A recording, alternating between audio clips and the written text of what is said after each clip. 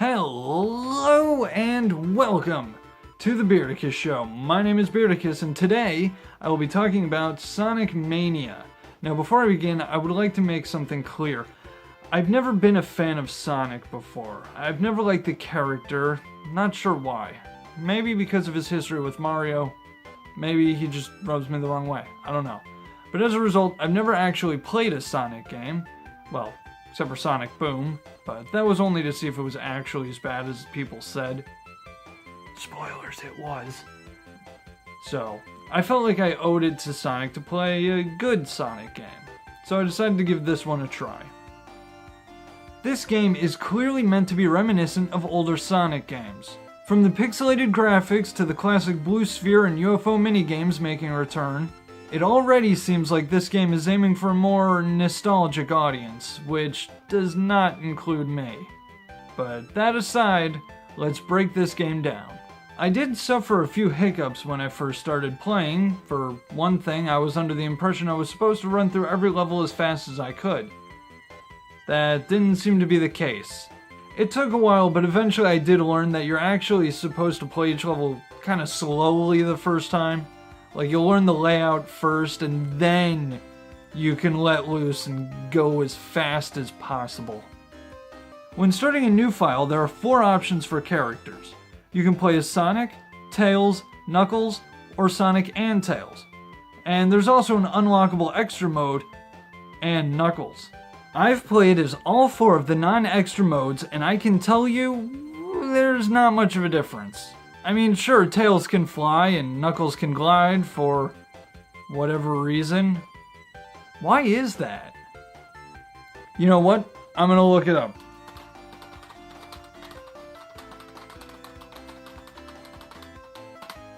According to the Sonic Wiki, he can also trap the wind under his dreadlocks to glide through the air.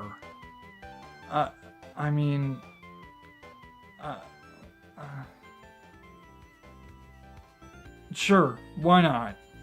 There are 12 levels in this game, each of which are split into 2 acts. Each act consists of a platforming section followed by a boss. Now, you might be saying, what? Only 24 levels? Which is an understandable point of view, except you have to understand that these levels are pretty big. Like, you get 10 minutes to complete each act, and I actually timed out more than once. And on my first playthrough, I averaged about 8 to 9 minutes per act. And not only are these levels long, they're also all over the place. You can go up, you can go down, you can go in the middle. You can play the same act twice and go on completely different paths.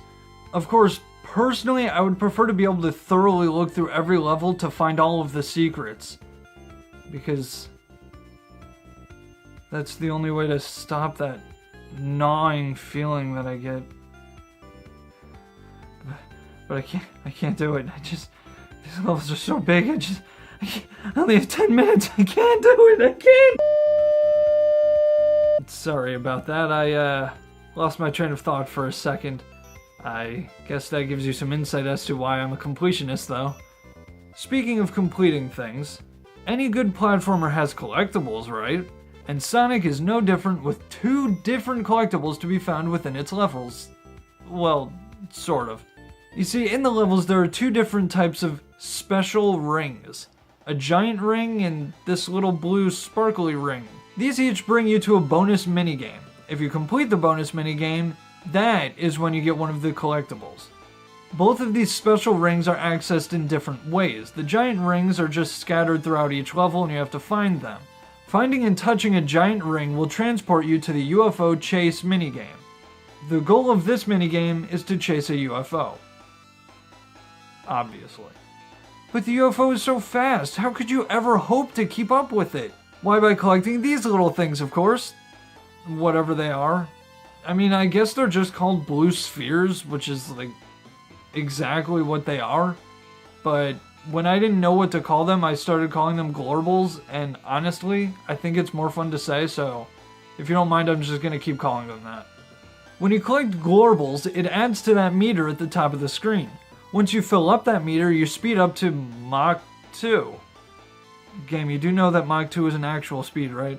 It's double the speed of sound. This is definitely not Mach 2. This is like 10 miles an hour. Whatever, it doesn't matter. You also have a time limit, which you can extend by grabbing rings. If you run out of time or run out of bounds, you lose and have to start over. Oh, also you have to find a new giant ring because this one is gone. Forever. Okay, so it's not actually gone forever. They do respawn when you beat the game, but here's what's interesting about them. You get a Chaos Emerald every time you beat a level of this bonus game, which means that there are exactly 7 levels. So you might be wondering, what happens if you fail one? Does that mean that you can't access one of the emeralds until you beat the game and the giant rings respawn? No, actually there are plenty of giant rings. You can fail a bunch of them and still get all of the Chaos Emeralds before you reach the end. Though this does tie into one of the weirder aspects of the giant rings. For some reason, regardless of which ring you enter, you will always be sent to the next level of the UFO chase minigame. This by itself isn't a problem, but it will be in a moment, so just bear with me. The thing about giant rings is that there are so few of them in each level, and they're so spread out and easy to overlook, that you can go an entire level or more without finding one. So what I ended up doing was finding a giant ring near the beginning of a stage, and I just kind of kept reusing it. Because if I don't need to find a new giant ring, why would I? And on that note, once I beat the game and the giant rings start respawning, they should also stop being one-time use.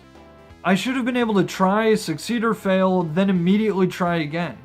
Instead, the giant rings only respawn if you exit back to the main menu and then reload the file, which is just wasting my time. And I know the argument here, it's only inconvenient because I wasn't playing the way I was supposed to. To which I counter, so? Sure, I was wasting about 40 seconds to a minute between each attempt, but if I had moved on like I was supposed to, it would have been several minutes before the next giant ring, and that's assuming I knew where to find the next giant ring. And you know what else? These UFO games aren't easy, at least not to a newcomer like me. I need to practice if I'm ever gonna win, but how am I supposed to do that if I get one try every, I don't know, I'll be generous and say 5 minutes? That being said, I thoroughly enjoyed this minigame and kinda wish that there was an extra mode where I could just sit down and play it for a while. And now for the second bonus minigame, the Blue Sphere Challenge, which is kind of an odd name. I mean, you don't usually hear people refer to balls as spheres. Why not just call it the blue ball? Oh, I get it. You know what, I'm just gonna keep calling them Glorbles. Anyway, to access the Blue Glorble Challenge, you have to reach a checkpoint with at least 25 rings. It can be any checkpoint, because much like the giant rings, these sparkly rings will all send you to the same map, regardless of which checkpoint you're at or which level you're on. In this mode, you have to run over all the blue Glorbles while avoiding all the red Glorbles. Keep in mind that blue Glorbles become red Glorbles when you touch them, but if you surround blue Glorbles with red Glorbles, they all become rings. Now you can also touch yellow and gray Glorbles, but you don't have to, and if you do so when you don't mean to, it can really screw you up. Now you'll notice there are 2 counters on the top of the screen. On the left is the Glorble counter, which shows how many blue Glorbles are left. If you can get this counter to 0, you win and you get a medal, either silver or gold. Which medal you get depends on this other counter, the ring counter. Each level has a certain number of rings. If you can get all the rings before you get all the Glorbles, you get a perfect and a gold medal. If you don't get all the rings, you only get the silver. Keep in mind that the ring counter counts the rings that you would get by surrounding blue Glorbles with red Glorbles. So if you don't take care of those Glorbles before you take care of the other Glorbles, then you'll end up with all the Glorbles before you get the rings, and then you can't get the rings because the round will be over and you'll be stuck with the silver medal instead of the gold medal. The only real problem I had with this mode was the fact that I wasn't able to try again when I lost. I had to get to the next checkpoint without losing my rings for another attempt. At least until I unlocked Debug Mode. Now retrying is as simple as hitting XBBYXA. And now I can access this mode as many times as I want and get all of the medals. Well, sort of. I mean, there is the little issue that the game crashes whenever you win in this mode without saving the medal. But, I mean, other than that, it works. Okay, so Debug Mode isn't actually any help, but you know what? It actually wouldn't have been anyway. Because in this mode, whenever you try a map, once, whether you win or lose, the next time you enter this bonus area, it automatically cycles to the next map in the list. Which means there are going to be 31 rounds before you ever see the first map again. At least the first time through. Because anytime you win a medal, it actually takes the map that you won out of circulation. Until you get a silver medal in every map, in which case it puts all of the maps that you don't have a gold medal in back in, and then removes them again when you get a gold medal, so it makes it much easier to 100% this mode. Also, I actually did find a neat little trick that you can use to quickly re-enter this mode. I discovered that whenever you enter a bonus area, it actually resets the previous checkpoints. Which means you can find 2 checkpoints that are fairly close to each other and just run back and forth to your heart's content. Personally, I recommend these 2. Now, you may have noticed a few similarities between these 2 bonus games. Namely that I love the games, but I don't like how you access them or how inconvenient it is to try a second time. All they really had to do to fix this was have an extra mode where you can just play them freely. The next thing I want to talk about are the bosses. The bosses in this game are more or less what you'd expect from a 2D platformer. Nothing complex, just avoid a few attacks, hit them when they're vulnerable, rinse and repeat, they blow up, you move on. Well, most of the time. There is one that's a bit, weirder. I don't want to spoil anything, but the World 2 boss. If you've seen it, you know what I'm talking about. And the other boss I want to mention is the final boss. Again, I won't spoil it, but it was disappointing. It didn't really feel like a final boss. I mean, you fight Dr. Eggman so many times in this game that fighting him again at the end doesn't feel special. And I was actually legitimately surprised when the credits rolled and the game ended. I was sure there was going to be another level or another phase or something, but nope. Wait, what's this? That's right. It's because I didn't have all the Chaos Emeralds, of course.